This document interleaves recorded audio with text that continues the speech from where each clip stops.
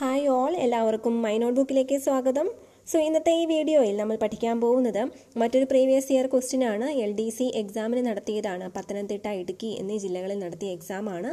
2017 നടന്ന എക്സാമിൻ്റെ ക്വസ്റ്റ്യൻ പേപ്പറാണിത്. നമുക്ക് കുറച്ച് ആൻസേഴ്സും അതുപോലെ റിലേറ്റഡ് ഫാക്ട്സും പഠിക്കാം. അപ്പോൾ ആദ്യത്തെ ക്വസ്റ്റ്യൻ ഇതാണ്: 2016 ഈ 2020 ക്രിക്കറ്റ് വേൾഡ് കപ്പിലെ പുരുഷ ചാമ്പ്യന്മാർ ആരായിരുന്നു? 2016 2020 ക്രിക്കറ്റ് വേൾഡ് കപ്പിലെ പുരുഷ ചാമ്പ്യന്മാർ ആരായിരുന്നു? അപ്പോൾ ഇതിൻ്റെ ആൻസർ വെസ്റ്റ് ഇൻഡീസ് ആണ്.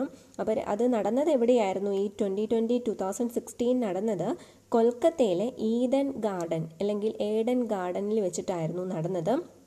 അത് വെസ്റ്റ് ഇൻഡീസ് ആണ് അത് ജയിച്ചത്. അതിൻ്റെ ബ്രാക്കറ്റിൽ ഇവിടെ ഒരു ഓപ്ഷനിൽ കൊടുത്തിട്ടുള്ള ഇംഗ്ലണ്ടിനെയാണ് അവർ പരാജയപ്പെടുത്തിയത്. വിധവകളുടെ വിദ്യാഭ്യാസത്തിനായി ശാരദാ സദൻ സ്ഥാപിച്ചത് ആര്? വിധവകളുടെ വിദ്യാഭ്യാസത്തിനായി ശാരദാ സദൻ സ്ഥാപിച്ചത് പണ്ഡിത രമാബായിയാണ്. രമാബായി എന്ന് പറയുന്നത് 1889 INC പങ്കെടുത്ത വനിതാ ഡെലിഗേറ്റ്സിൽ ഒരാളായിരുന്നു. INC പങ്കെടുത്ത വനിതാ അംഗങ്ങളിൽ ഒരാളായിരുന്നു. അതുപോലെ 1989 അവരുടെ ചിത്രം ഇന്ത്യൻ സ്റ്റാമ്പിൽ വന്നിരുന്നു 1989. ഓക്കെ, ആദ്യമായിട്ട് ഒരു സ്ത്രീക്ക് പണ്ഡിത അതുപോലെ സരസ്വതി എന്നൊക്കെ സ്ഥാനപ്പേര് കൊടുക്കുന്ന ആ ഒരു ബഹുമാനത്തോടു കൂടി അത് കൊടുത്തത് ആർക്കാണ്? പണ്ഡിത രമാബായിക്കാണ്. ശരിക്കും അവരുടെ ഫുൾ നെയിം പണ്ഡിത രമാബായി സരസ്വതി എന്നാണ് പറയുന്നത്. ഈ പണ്ഡിത എന്ന് പറയുന്നതും സരസ്വതി എന്ന് പറയുന്നതും അവരെ എക്സാമിൻ ചെയ്തിട്ട് കൽക്കട്ട യൂണിവേഴ്സിറ്റി അവർക്ക് കൊടുത്ത ബഹുമതിയാണ്. പണ്ഡിത എന്ന് പറയുന്നതും സരസ്വതി എന്ന് പറയുന്നതും. ഓക്കെ, അടുത്തതാണ്: നമ്മുടെ ജനാധിപത്യത്തിൻ്റെ സൂര്യ തേജസ് എന്നറിയപ്പെടുന്ന നിയമം ഏത്? നമ്മുടെ ജനാധിപത്യത്തിൻ്റെ സൂര്യ തേജസ് എന്നറിയപ്പെടുന്ന നിയമമാണ് വിവരാവകാശ നിയമം, അല്ലെങ്കിൽ റൈറ്റ് ടു ഇൻഫോർമേഷൻ ആക്ട് എന്ന് പറയുന്നു. റൈറ്റ് ടു ഇൻഫോർമേഷൻ ആക്ട് അല്ലെങ്കിൽ എന്താണ്? RTI act. ഈ RTI ആക്ട് എന്നാണ് നിലവിൽ വന്നത്? റൈറ്റ് ടു ഇൻഫോർമേഷൻ ആക്ട് നിലവിൽ വന്നത് 2005 ഈ 2005 ഈ RTI ആക്ട് വരുന്നതിന് മുമ്പ് 2002 ഒരു ആക്ട് വന്നിരുന്നു. അതും ഇൻഫോർമേഷനുമായിട്ട് ബന്ധപ്പെട്ട് ഫ്രീഡം ഓഫ് ഇൻഫോർമേഷൻ ആക്ട്. ഇനി ഈ വിവരാവകാശ നിയമത്തെ പറ്റി 2 കാര്യങ്ങൾ പ്രധാനമായിട്ട് ഓർത്തിരിക്കേണ്ടതുണ്ട്. കാരണം അത് എനാക്ട് ചെയ്ത ദിവസം, അതൊരു ആക്ടായി മാറിയത് എന്നാണെന്നും അത് നിലവിൽ വന്നത് എന്നാണ്, forced when it came into force എന്ന് ചോദിക്കാറുണ്ട്. അത് എന്നാണെന്നും അറിഞ്ഞിരിക്കണം. അപ്പോൾ ഈ വിവരാവകാശ നിയമം അതൊരു ആക്ടായി മാറിയത് 15 ജൂൺ 2005 അപ്പോൾ 2005 നമ്മൾ ആദ്യം പറഞ്ഞു. ഏതാണ്? 15 ജൂൺ 2005 15 ജൂൺ 2005.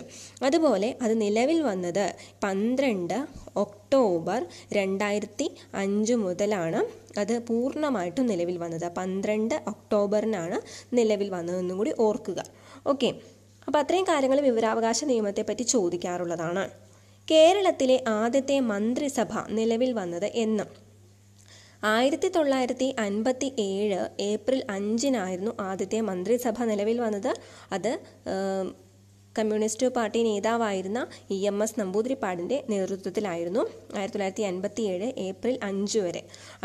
അപ്പോൾ അത് കണ്ടിന്യൂ ചെയ്ത് അത് ജൂലൈ 31 1959 വരെ ആ ഒരു മന്ത്രിസഭ തുടർന്നിരുന്നു. ഇന്ത്യയിലെ 4 മഹാനഗരങ്ങളെ തമ്മിൽ ബന്ധിപ്പിക്കുന്ന അതിവേഗ പാതയാണ് സുവർണ ചതുഷ്കോണം. സുവർണ ചതുഷ്കോണം എന്ന് പറയുന്നത് ഗോൾഡൻ ക്വാഡ്രിലാറ്ററൽ എന്നാണ് പറയുന്നത്. ചതുഷ്കോണം 4 വശങ്ങളുള്ളതിനാണ് ക്വാഡ്രിലാറ്ററൽ എന്ന് പറയുന്നത്. ഏതൊക്കെയാണ് ആ നഗരങ്ങൾ? അപ്പോൾ ഇന്ത്യയിൽ ഈ ഒരു 4 നഗരങ്ങളെ ചുറ്റിയിട്ട് ഒരു വലിയൊരു പാത, ഈ പാത കണക്ട് ചെയ്ത് ഇങ്ങനെ ഇരിക്കുകയാണ്. 4 നഗരങ്ങളെ കണക്ട് ചെയ്തുകൊണ്ട് ഡൽഹി, മുംബൈ, ചെന്നൈ, കൊൽക്കത്ത. ഇപ്പോൾ നോർത്തിലാണെങ്കിൽ ഡൽഹി, നോർത്ത് ഭാഗത്താണെങ്കിൽ ഡൽഹി, അതുപോലെ സൗത്തിലാണെങ്കിൽ ഇവിടെ ചെന്നൈ, അതുപോലെ വെസ്റ്റ് ഭാഗത്താണെങ്കിൽ നമുക്കിവിടെ വരുന്ന മുംബൈ, അതുപോലെ ഈസ്റ്റ് ഭാഗത്താണെങ്കിൽ വരുന്നത് കൽക്കത്ത. വെസ്റ്റ് ഇവിടെ മുംബൈ ആൻഡ് ഇവിടെ കൊൽക്കത്ത. ഓക്കെ, അപ്പോൾ അങ്ങനെ 4 വശത്തും, അതായത് ഡൽഹി ഇവിടെ പറഞ്ഞു, then Mumbai, then Chennai, then Kolkata, ഇങ്ങനെ 4 ഭാഗം കൂടി ചേർന്നിട്ട് ഉണ്ടാവുന്ന പാതയാണ്. അതിനിടയ്ക്ക് മേജർ സിറ്റീസും മേജർ പാതകളും നാഷണൽ ഹൈവേസും ഒക്കെ വരുന്നുണ്ട്. അപ്പോൾ ഈ സുവർണ്ണ ചതുഷ്കോണം എന്ന് പറയുന്നത് ഡൽഹി, മുംബൈ, ചെന്നൈ, കൊൽക്കത്തയാണ്. ഇന്ത്യയിൽ ആദ്യമായി കമ്പോള പരിഷ്കരണം നടപ്പിലാക്കിയത് അലാവുദ്ദീൻ ഖിൽജിയാണ്. അലാവുദ്ദീൻ ഖിൽജി. ഇന്ദിര ആവാസ് യോജന എന്ന പദ്ധതി ഏതുമായി ബന്ധപ്പെട്ടതാണെന്നാണ് ചോദ്യം. അപ്പോൾ ഇതിൽ പറഞ്ഞിരിക്കുന്നത് ഇന്ദിര ആവാസ് യോജനയുമായി ബന്ധപ്പെട്ട ഒന്നും ഓപ്ഷനിൽ കൊടുത്തിട്ടില്ല. അത് ആക്ച്വലി വേണ്ടത് ഇപ്പോൾ റൂറൽ ഏരിയാസിൽ, ഉൾനാടൻ ഏരിയാസിലേക്ക് വരുമ്പോൾ റൂറൽ ഏരിയാസിൽ പുവർ ആളുകൾക്ക് വീട് നിർമ്മിച്ചു കൊടുക്കുന്നതിനുള്ള ഹൗസിംഗ് ആണ് മെയിൻ കാര്യം. അതായത് വീട് നിർമ്മിച്ചു കൊടുക്കുന്നതിൻ്റെ പദ്ധതിയാണ് ഇന്ദിര ആവാസ് യോജന എന്ന് പറയുന്നത്. അപ്പോൾ ഇന്ദിര ആവാസ് യോജന അല്ലെങ്കിൽ IAY എന്നാണ് ഇത് നേരത്തെ അറിയപ്പെട്ടിരുന്നത്. പക്ഷേ അതിപ്പോൾ അറിയുന്നത് പ്രധാൻ മന്ത്രി ഗ്രാമീൺ ആവാസ് യോജന എന്നാണ്. അതായത് പ്രധാൻ മന്ത്രി ഗ്രാമീൺ ആവാസ് യോജന PMGAY എന്നാണ് ഇപ്പോൾ അത് അറിയപ്പെടുന്നതെന്ന് ഓർക്കുക. ഇനി ഇപ്പോൾ ഈ പറഞ്ഞത് റൂറൽ ഏരിയയിലുള്ളൂ. ഇപ്പോൾ എന്താ പറയുക, ഒത്തിരി പട്ടണങ്ങളല്ല, ഒത്തിരി ഉൾനാട്ടിലേക്കുള്ളത്, ഗ്രാമങ്ങൾ, ആ ഒരു ഭാഗത്തേക്കൊക്കെയാണ് നോക്കിയിട്ടാണ് ഇന്ദിര ആവാസ് യോജന തുടങ്ങിയത്. അതുപോലെ തന്നെ ഒരു അർബൻ, അതായത് കുറച്ച് പുരോഗമിച്ച നഗരങ്ങളിലേക്കും ഒക്കെ അവിടെയും പാവപ്പെട്ടവരുണ്ടാവും. അവിടെ അവർക്ക് പ്രയോജനപ്പെടുത്താൻ വേണ്ടിയിട്ട് ഒരു പ്ലാനുണ്ട്. അതായത് ഹൗസിംഗ് ഓഫ് ഓൾ ബൈ 2022 2022 എല്ലാവർക്കും വീട്, പാർപ്പിടം എന്നൊരു ആശയം കൊണ്ടാണ് വന്നിരിക്കുന്നത്. ആ ഒരു പ്രോഗ്രാം എന്ന് പറയുന്നത് 2015 സ്റ്റാർട്ട് ചെയ്തതെന്നും കൂടി ജസ്റ്റ് ഓർക്കുക. അപ്പോൾ റൂറൽക്കാർക്ക് മാത്രമല്ല അർബൻകാർക്കും അങ്ങനൊരു പ്ലാനുണ്ട്. ഹൗസിംഗ് ഫോർ ഓൾ ബൈ 2020 എന്നാണ് ആ പ്ലാനിൻ്റെ പേര്. ഇനി ഏറ്റവും വലിയ ഗ്രഹമായ വ്യാഴത്തെക്കുറിച്ച് പഠിക്കാൻ, ജുപ്പിറ്ററിനെ പറ്റി പഠിക്കാൻ നാസ വിക്ഷേപിച്ച ഉപഗ്രഹം ഏതാണ്? വ്യാഴത്തിന് എന്താ പറഞ്ഞാൽ ജുപ്പിറ്ററിനെ പറ്റി പഠിക്കാൻ ഉപയോഗിച്ചത്, നാസ വിക്ഷേപിച്ചതാണ് ജൂണോ എന്ന് പറയുന്നത്. ജൂണോ എന്നാണ്. ഓക്കെ, ഇനി ഇതിൽ ഈ ഓപ്ഷന് കൊടുത്തിരുന്ന ആദ്യത്തേത് മംഗൾയാൻ കൊടുത്തിട്ടുണ്ട്. മംഗൾയാൻ എന്ന് പറയുന്നത് ഇന്ത്യ വിക്ഷേപിച്ചതാണ്, ചൊവ്വയെ പറ്റി പഠിക്കാൻ വേണ്ടി വിക്ഷേപിച്ചതാണ്. ഇനി ആസ്ട്രോസാറ്റ് എന്ന് പറയുന്നത് ഇന്ത്യയുടെ ആദ്യത്തെ സ്പേസ് ഒബ്സർവേറ്ററിയാണ്. എന്ന് വെച്ചാൽ ഇന്ത്യയുടെ ആദ്യത്തെ ബഹിരാകാശ നിരീക്ഷണ കേന്ദ്രമാണ് ആസ്ട്രോസാറ്റ് എന്ന് പറയുന്നത്. ഓക്കെ, ആസ്ട്രോസാറ്റ് വിക്ഷേപിച്ചത് 28 സെപ്റ്റംബർ 2015 2015. ഓക്കെ, ഇനി ദേശീയ വനിതാ കമ്മീഷന്റെ പ്രഥമ അധ്യക്ഷ ആരാണ്?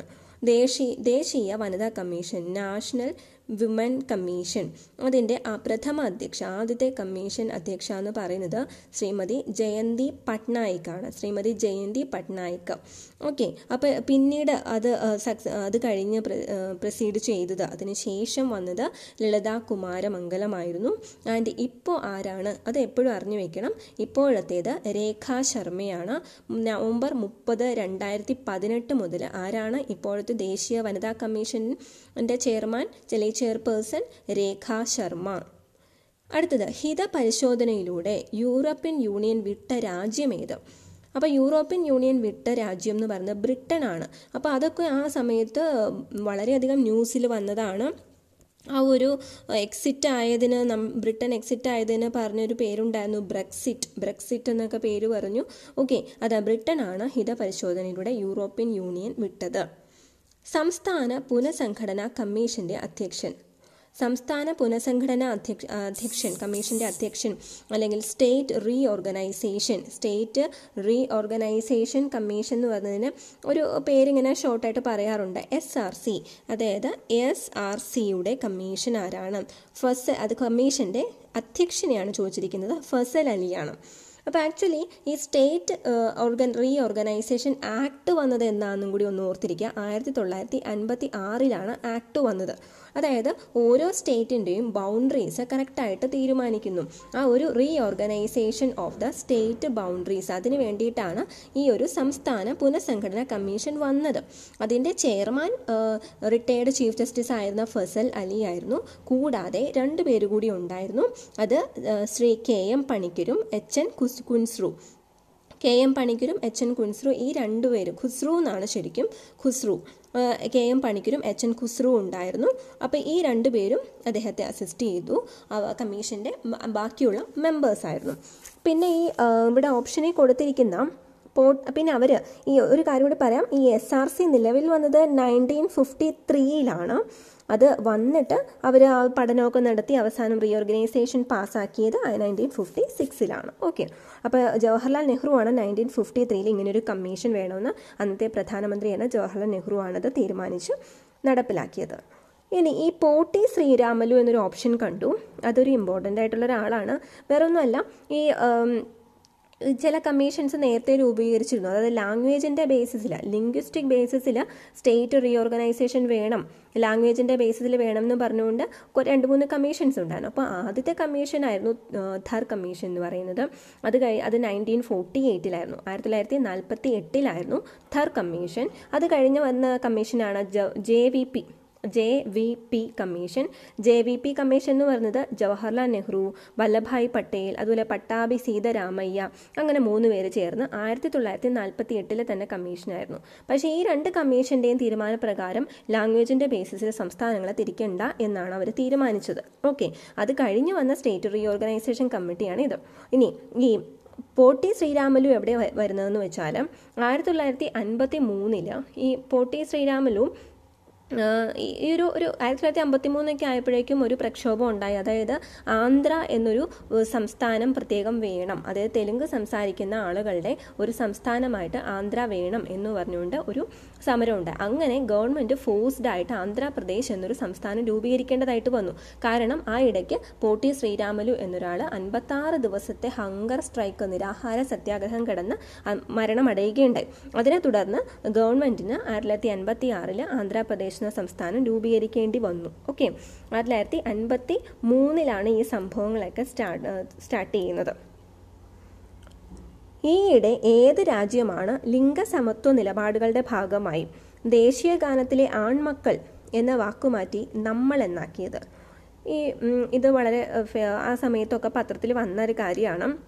അതായത് കാനഡയുടെ ദേശീയ ഗാനത്തിൽ ബോയ്സ് എന്നൊരു ബോയ്സ് അല്ല, ദ സൺസ് എന്നൊരു പ്രയോഗം ഉണ്ടായിരുന്നു, ആൺമക്കൾ എന്നൊരു പ്രയോഗം ഉണ്ടായിരുന്നു. അത് നേരെ മാറ്റിയിട്ട് ആ സൺസ് എന്നുള്ളത് മാറ്റിയിട്ട് അസ് എന്നാക്കി മാറ്റി, ഞങ്ങളിലെ നമ്മൾ എന്നുള്ളത് ആക്കി മാറ്റി. ഓക്കെ, അപ്പോൾ അതാണ് കാനഡയിലായിരുന്നു അത് നടന്നത്. കാനഡയിൽ അത് നടക്കാൻ കാരണം ഒരു പൊളിറ്റീഷ്യനാണ് ഇത് ആവശ്യം ആദ്യമായിട്ട് ഉന്നയിച്ചത്. മോറിൽ ബെലാങ്കർ എന്ന് പറയുന്ന ഒരാളാണ് ഇത് ചെയ്തത്. ഓക്കെ, അടുത്തത് 1857 ഒന്നാം സ്വാതന്ത്ര്യ സമരകാലത്ത് ലഖ്നൌവിൽ കലാപം നയിച്ചത് ആരാണ്? ലഖ്നൌവിൽ കലാപം നയിച്ചത് ആരാണ്? ബീഗം ഹസ്രത്ത് മഹലാണ് ലഖ്നൌവിൽ കലാപം നയിച്ചത്. ഇനി ഇവിടെ ഓപ്ഷനിൽ കൊടുത്തിരിക്കുന്നവരുടെയും പഠിച്ചു വെക്കുക. കാരണം റാണി ലക്ഷ്മിഭായ് എവിടെയാണ്? ഝാൻസി റാണി എന്നാണ് അവർ അറിയപ്പെടുന്നത്. അതുകൊണ്ട് തന്നെ ഝാൻസിയിലാണ് റാണി ലക്ഷ്മിഭായ് കലാപം നയിച്ചത്. ഇനി നാനാ സാഹിബ് എവിടെയായിരുന്നു? കാൺപൂരിൽ. താന്തിയ തോപ്പി കാൺപൂരിലും അതുപോലെ ഗ്വാളിയോറിലും അദ്ദേഹം കലാപം നയിച്ചു, താന്തിയ തോപ്പി. ഓക്കെ, ഇനി അടുത്തത് ഇന്ത്യൻ സംസ്ഥാനങ്ങളിൽ ഗവർണറായി നിയമിക്കപ്പെടുന്നതിനുള്ള കുറഞ്ഞ പ്രായപരിധി എത്രയാണ്? ഇന്ത്യൻ സംസ്ഥാനങ്ങളിൽ ഗവർണറായിട്ട് നിയമിക്കണമെങ്കിൽ 35 വയസ്സാണ് മിനിമം വേണ്ടത്. ഇന്ത്യയിൽ സ്ത്രീകൾക്ക് വോട്ടവകാശം കിട്ടിയ വർഷം 1950 ഒരു കോൺസ്റ്റിറ്റ്യൂഷൻ ആക്ട് പ്രകാരമാണ് 1950 സ്ത്രീകൾക്കും പുരുഷന്മാർക്കും തുല്യ അവകാശം വോട്ടവകാശത്തിൽ നൽകിയത്. അതിന് മുമ്പ് കുറച്ച് കണ്ടീഷൻസ് ഒക്കെ വെച്ചിട്ട് ചില സ്ത്രീകൾക്ക് വോട്ട് ചെയ്യാൻ അങ്ങനെ കുറച്ച് ക്വാളിഫിക്കേഷനൊക്കെ വെച്ചിട്ടുണ്ടായിരുന്നു. പക്ഷേ പൂർണ്ണമായിട്ടും വോട്ടവകാശം കിട്ടിയത് 1950. കേരളത്തിൻ്റെ ഔദ്യോഗിക മരം ഏതാണ്? തെങ്ങ്. അതുപോലെ ഇന്ത്യയുടെ ഔദ്യോഗിക മരമാണ് പേരാൽ അല്ലെങ്കിൽ ബനിയൻ tree. Beautiful city of India എന്നറിയപ്പെടുന്നത് ചണ്ഡീഗഡാണ്. ഈ ചണ്ഡീഗഡിനെ BBC അടുത്തിടെ പെർഫെക്റ്റ് സിറ്റി എന്ന് വിളിക്കുകയുണ്ടായി. അതുപോലെ ഇന്ത്യയിലെ ഏറ്റവും ക്ലീൻ ആയിട്ടുള്ളതും ഏറ്റവും ഹാപ്പിയസ്റ്റ് ആയിട്ടുള്ള സിറ്റിയും ചണ്ഡീഗഡാണെന്നാണ് പറയുന്നത്. കൂടാതെ ഈ ചണ്ഡീഗഡ് 2 സംസ്ഥാനങ്ങളുടെ ജോയിന്റ് ക്യാപിറ്റലാണ്, 2 സംസ്ഥാനങ്ങളുടെ സംയുക്ത തലസ്ഥാനമാണ്. ഏതൊക്കെ സംസ്ഥാനങ്ങളുടെയാണ്? ഹരിയാനയുടെയും പഞ്ചാബിൻ്റെയും തലസ്ഥാനമാണ് ചണ്ഡീഗഡ്. ഒരു ഗ്രാമത്തിൻ്റെ വികസന പദ്ധതികൾ തയ്യാറാക്കുന്നത് എവിടെ? ഒരു ഗ്രാമത്തിൻ്റെ വികസന പദ്ധതികൾ തയ്യാറാക്കുന്നത് എവിടെയാണ്? ഗ്രാമസഭയിലാണ്. സ്ത്രീധന നിരോധന നിയമം പാസാക്കിയ വർഷം? സ്ത്രീധന നിരോധന നിയമം പാസാക്കിയത് 1961 ബിഹു എന്നത് ഏത് സംസ്ഥാനത്തെ നൃത്തരൂപമാണ്? ബിഹു ആസാമിലെ നൃത്തരൂപമാണ്. ഇനി കേരള സർക്കാരിൻ്റെ ഏറ്റവും വലിയ വരുമാന മാർഗമായ നികുതി ഏതാണ്? വിൽപ്പന നികുതിയാണ് ഏറ്റവും വലിയ വരുമാന മാർഗമായ നികുതി കേരള സർക്കാരിൻ്റെ. ബംഗാൾ ഉൾക്കടലിൽ പതിക്കാത്ത നികുതി ഏത്? ബംഗാൾ ഉൾക്കടലിൽ പതിക്കാത്ത നദി എന്നാണ് ബംഗാൾ ഉൾക്കടലിൽ പതിക്കാത്ത നദി ഏത്? അത് കാവേരി, കൃഷ്ണ, താപ്തി, തുംഗഭദ്ര എന്ന് കൊടുത്തിട്ടുണ്ട്. ഏതാണ്? കാവേരി, കൃഷ്ണ, തുംഗഭദ്ര ഇതെല്ലാം ബംഗാൾ ഉൾക്കടലിലാണ് പതിക്കുന്നത്. അപ്പോൾ അതിൽ പതിക്കാത്തത് താപ്തിയാണ്. അപ്പോൾ സാധാരണ ഇപ്പോൾ ബംഗാൾ ഉൾക്കടലിൽ പതിക്കുന്നത് ഏതൊക്കെയാണെന്ന് പഠിക്കുന്നതിനേക്കാളും നമ്മൾ ഇവിടെ പടിഞ്ഞാറ് അറബിക്കടലിൽ പതിക്കുന്നത് ഏതൊക്കെയാണെന്ന് പഠിച്ചു വയ്ക്കുക. നർമ്മദ, താപ്തി, സബർമതി, പൂർണ്ണ എന്നീ നദികളൊക്കെ ഏതിലാണ്? അറേബ്യൻ സീയിൽ അറബിക്കടലിലാണ് പതിക്കുന്നത്. അഷ്ടപ്രധാൻ എന്ന ഭരണസമിതി ആരുടെ കാലത്താണ്? അഷ്ടപ്രധാൻ എന്ന് പറയുന്ന ഭരണസമിതി ശിവജിയുടെ കാലത്താണ്. അപ്പോൾ ഈ അഷ്ടപ്രധാനിൽ പ്രധാനമന്ത്രിക്ക് പറയുന്ന പേരാണ് പേഷ്വ. അങ്ങനെ ഒരു ചോദ്യം ഇതേ സമയത്ത് LDC എറണാകുളം ക്വസ്റ്റ്യൻ പേപ്പറിൽ ഉണ്ടായിരുന്നു. നമ്മൾ കഴിഞ്ഞ ക്വസ്റ്റ്യൻ പേപ്പറിൽ കണ്ടതാണ്. ദേശീയ പട്ടികവർഗ കമ്മീഷന്റെ ആദ്യത്തെ ചെയർമാൻ? പട്ടികവർഗ കമ്മീഷൻ എന്ന് പറയുമ്പോൾ SSC കമ്മീഷന്റെ ആദ്യത്തെ ചെയർമാൻ കൻവർ സിംഗ്. SSC കമ്മീഷന്റെ ഇപ്പോഴത്തെ ചെയർമാൻ ആരാണ്? അത് ഓർത്തിരിക്കണം. രാം ശങ്കർ കത്താരിയാണ് SC കമ്മീഷന്റെ ചെയർമാൻ. അതുപോലെ ST കമ്മീഷന്റെ ചെയർമാൻ ചോദിച്ചാൽ നന്ദകുമാർ സായി. ഇപ്പോഴത്തെ ചെയർമാൻ നന്ദകുമാർ സായിയാണ് STക്ക്. അടുത്തത് ദേശീയ ഗ്രാമീണ തൊഴിലുറപ്പ് പദ്ധതി പാർലമെന്റ് പാസ്സാക്കിയതെന്നാണ്? 2005 തൊഴിലുറപ്പ് പദ്ധതി പാസ്സാക്കിയത്. National rural employment guarantee act ആണ് 2015 പാസ്സാക്കിയത്. അതിനാണ് NREG എന്ന് പറഞ്ഞത്. NREG national rural employment guarantee act. അതായത് 18 വയസ്സിന് മുകളിലുള്ള ഒരാൾക്ക് 100 ദിവസത്തേക്ക് തൊഴിൽ ഉറപ്പാക്കുന്ന ഒരു പദ്ധതിയാണത്. കേരളത്തിൻ്റെ ആദ്യത്തെ വനിതാ ആഭ്യന്തര സെക്രട്ടറി നിള ഗംഗാധരനാണ് ആദ്യത്തെ വനിതാ ആഭ്യന്തര സെക്രട്ടറി. ജർമ്മനിയുടെ സഹായത്തോടെ സ്ഥാപിച്ച ഉരുമ്പുരുക്ക് വ്യവസായശാല ഏതാണ്? ജർമ്മനിയുടെ സഹായത്തോടെ സ്ഥാപിച്ചത് റൂർക്കലയാണ്. അതിൽ കാണുന്ന ബൊക്കാറോയും ഭിലായും അത് രണ്ടും റഷ്യയുടെ സഹായത്തോടെ ചെയ്തതാണ്. ഇതിൽ പറയുന്ന ഭിലായ് എന്ന് പറയുന്നത് ഒരു ലിമിറ്റഡ് കമ്പനിയായിട്ട് തുടങ്ങിയത് 1955. അതുപോലെ ഈ ബൊക്കാറോ എന്ന് പറയുന്നത് 1964 സ്റ്റാർട്ട് ചെയ്തത്. അത് ഝാർഖണ്ഡിലാണ് ബൊക്കാറോ എന്ന് പറഞ്ഞ ഡിസ്ട്രിക്റ്റ് ഉള്ളത്. ഇനി ഇപ്പോൾ നമ്മൾ ചോദിക്കാം, ആദ്യത്തെ ഇൻ്റഗ്രേറ്റഡ് അല്ലെങ്കിൽ ആദ്യത്തെ ഏറ്റവും ഒരു ഇൻ്റഗ്രേറ്റഡ് ആയിട്ടുള്ള ഗവൺമെൻറ് സ്റ്റീൽ കമ്പനി എന്ന് പറയുന്നത് നമ്മുടെ റൂർക്കലയാണ്. റൂർക്കല എവിടെയാണ്? ഒഡീഷയിലാണ്. അത് 1960 സ്റ്റാർട്ട് ചെയ്തതെന്നും കൂടി ജസ്റ്റ് ഓർത്തിരിക്കുക. പിന്നെ പറയാനുള്ളത്, ജോലിക്ക് കൂലി ഭക്ഷണം എന്ന പദ്ധതി ആരംഭിച്ചത് ഏത് പഞ്ചവത്സര പദ്ധതി കാലത്താണ്? 5ാം പഞ്ചവത്സര പദ്ധതി. പശ്ചിമഘട്ട മലനിരകളുടെ സംരക്ഷണവുമായി ബന്ധപ്പെട്ട കൗസ്തൂരി രംഗൻ റിപ്പോർട്ട് സമർപ്പിച്ചത് 2013. ത്രിതല പഞ്ചായത്തിൽ പെടാത്തത് ഏത് താലൂക്കാണ്? ത്രിതല പഞ്ചായത്തിൽ പെടാത്തത്. അപ്പോൾ ഇത്രയും പറഞ്ഞപ്പോൾ തന്നെ GK സെഷൻസും കറണ്ട് അഫെയർസും പറഞ്ഞപ്പോൾ തന്നെ ഇത്രയും ടൈമായി. അതുകൊണ്ട് തന്നെ അടുത്ത ലെസണിലാണ് ബാക്കി സയൻസും അതുപോലെ ഇംഗ്ലീഷും ബാക്കി എല്ലാ ടോപ്പിക്കും ഡിസ്കസ് ചെയ്യുക. Thank you for watching this lesson. Thank you. bbmohanan.com എന്ന ബ്ലോഗ് സന്ദർശിക്കുക. നോട്ട്സ് കിട്ടുന്നതാണ്, ക്വസ്റ്റ്യൻ പേപ്പേഴ്സും ലഭിക്കുന്നതാണ്. Thank you so much.